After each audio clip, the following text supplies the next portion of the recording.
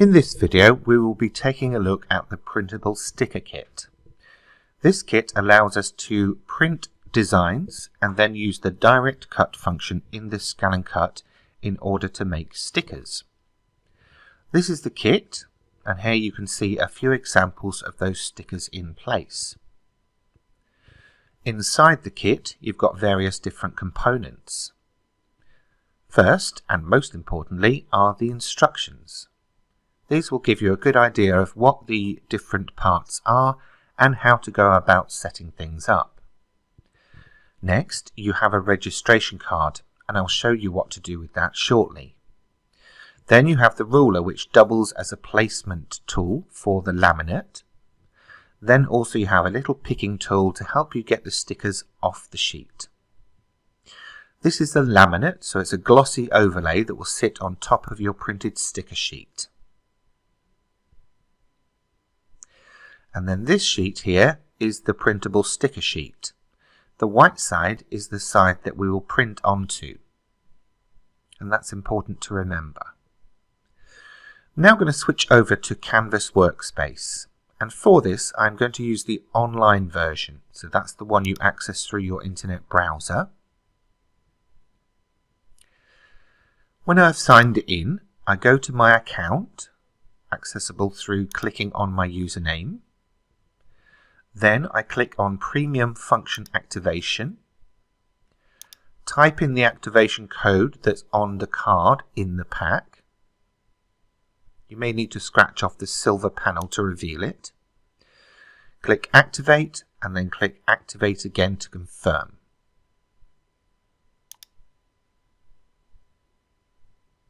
Done.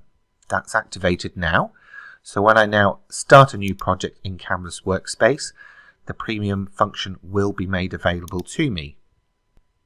Just to show you where that is in the installable version of Canvas Workspace, you would go to Help, Account Settings, and then it's the same process from here. You don't need to activate the kit in both versions of Canvas Workspace. Once you've done it in one, it will be available in both. Back to the online version, and I'm going to start a new project. Once the mat has loaded, go to the Premium tab and you will see the printable sticker icons in green. Now you can paste your own images to create stickers. You can choose from the library with the wizard, and then of course you can export it for printing. I will start this example by having a look at the wizard. In here you have a library of different designs for all sorts of possible creations. Some of the text on these is editable, and I will show you where to do that in a moment. If you've registered your kit, why not take a minute to have a look through the library and familiarise yourself with what's available. It could inspire a future project.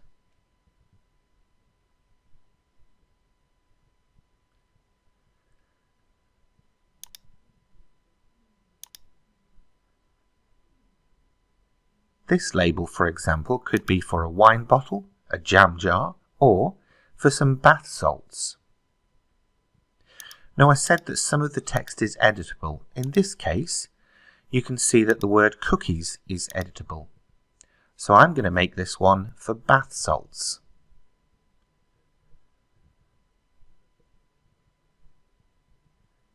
Once you've typed the word you want to appear, click Preview, and the image will be updated in the wizard.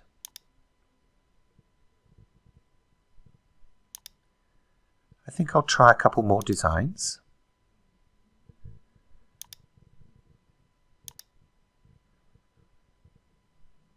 I quite like this one. So again, I'm going to change the word that's editable, which is memories, and use the words bath salts. Looks good.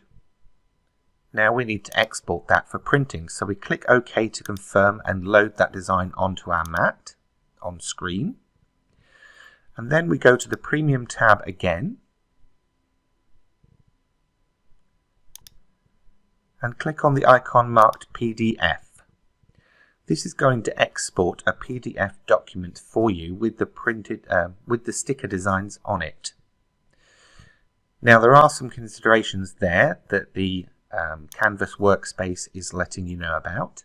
And of course, if you don't want to export it as an untitled document, you can type a name into the name box at the top left of the screen.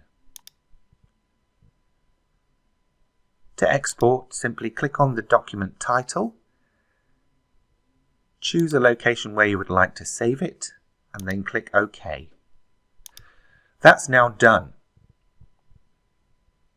I'd like to show you the difference between the online version and the installed version of Canvas Workspace though, because there are a couple more things that we can do in the installed version that we can't online. To start the wizard, we click on Premium and Sticker Kit. Again, we have access to that full library of designs that were unlocked because of our registration. Once we've chosen our design, again, we can change some of the text, but now we can also choose the font that it appears in as well, so we can get a very particular look going on. Here we can change the size by typing in the dimensions as well. We can also add more stickers to fill the sheet up if we don't want to print out just one at a time. We can print many in one go. Each can be a different sticker with different text. Once we've created our sheet, we click on Save as PDF File, and then again we would choose where we want to save it and what name to give it, and then click Save in order to get that exported.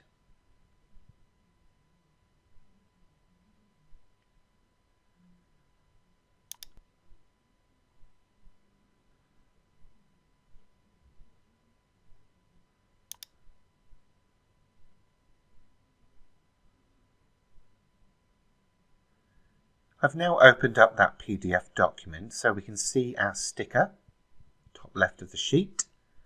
Now I click on Print, choose my printer from the list, and make sure that it's set as printing an actual size or 100%, because we don't want any size differences from those that we've chosen. Then click Print. Make sure your printer's turned on, obviously for a start. My printer is top loading, so I'm going to position the sheet with the white side facing forward and fed into the top of the machine. You may have to have a different setup depending on where your printer takes in and spits out the paper. Once it's been sent through, we can see that our sticker is printed, and we now need to apply the laminate. The laminate sheet has two sides. The green side is the backing, and the clear glossy side is obviously the laminate part. There's a thin pre-cut strip at the top of the sheet. Ordinarily you would peel that off, stick down that edge to your sticker sheet, and then use the ruler to smooth away the back. However, because I'm only using part of my sticker sheet, I'm actually going to cut myself a strip and just apply it to the area that I've printed onto. I'm then going to peel away a little bit of the backing to give me a starting point from which to laminate the sheet. And then, as instructed, I will use that ruler to help me smooth out and apply the laminate. The backing peels off automatically as you're smoothing, and therefore at the end it just pops off. Oops. Now that the laminate is in place, I can move on to my scan and cut machine. I load the mat in exactly the same way as I do for every other operation.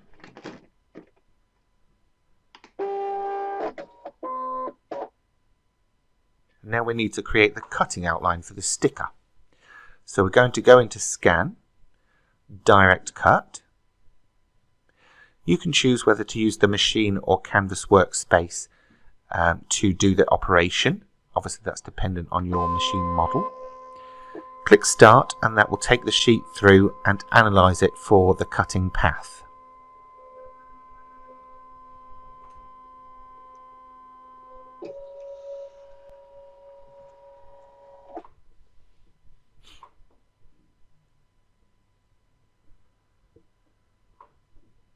Once the sheet has been scanned, the machine will do the calculation and present the results on screen.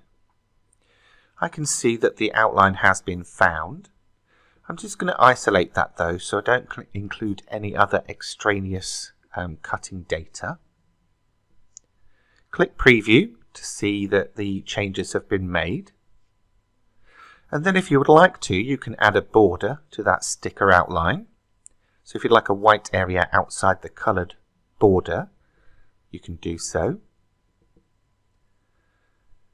Before I go ahead and actually do the cut though, I will make sure I've got my settings correct. On the instructions it says cut pressure at -1 and the blade at 2.5. So I set my cut pressure in the settings. And then the blade depth of 2.5, I adjust my blade carrier or blade holder.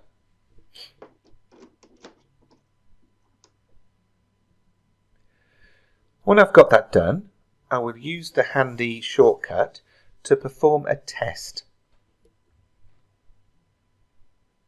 Now, although both cutting outlines are shown, when you do a test cut, only the test patch will be cut.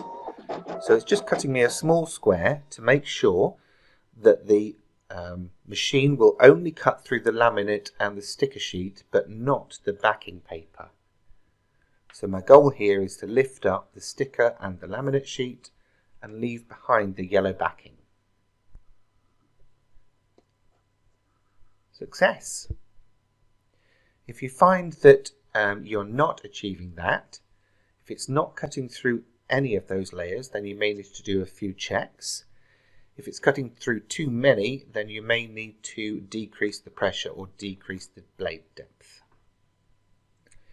Now that I know it has done what it's supposed to do, again I'll use that shortcut to get back to my editing, delete the test cut pattern, and then go ahead and cut my main design from that sticker sheet.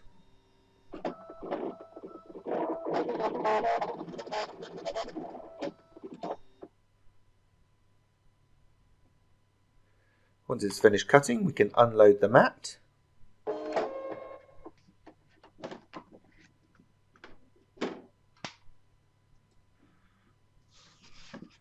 Then we'll remove the sticker sheet from our cutting mat. And again, we can use that little picking tool to lift up a corner of the sticker sheet in order to just, well, first of all, double check that it's worked, and second of all, to admire our little sticker.